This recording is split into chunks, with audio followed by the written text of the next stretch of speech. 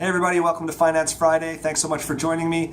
Three things we want to talk about today are savings. So the three things I want you to think about when it comes to setting up a savings plan are, number one, start right away, as soon as possible. So if you are thinking about saving and you have not done so already, I want you to stop this video. I want you to go and get something going, because by far the best thing you can do for yourself is to get going right away.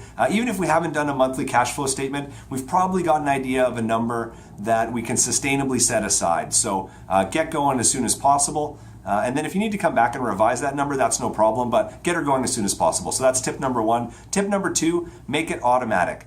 Set up something that corresponds with your payroll so that the money that you're setting aside to save for whatever goal that is gets deducted from your account before we get used to seeing it in there, and more importantly, before we're inclined to spend it. So tip number two, get something happening automatically that corresponds with payroll so our savings is deducted and goes towards our objective before we have a chance to spend it.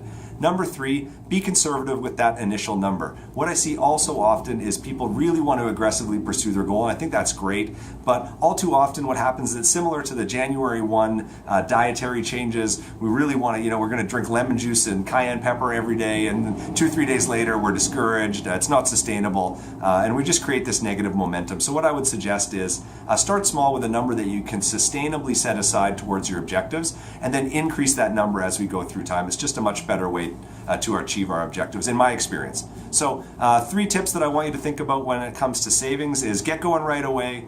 Tip number 2 is make it automatic. And tip number 3 is be conservative with that initial amount and adjust it up as you get used to it. So if you've got any other questions or comments or feedback, I'd love to hear from you. Hit me up on my Twitter page or on my LinkedIn account. Thanks so much, and we'll talk to you guys later.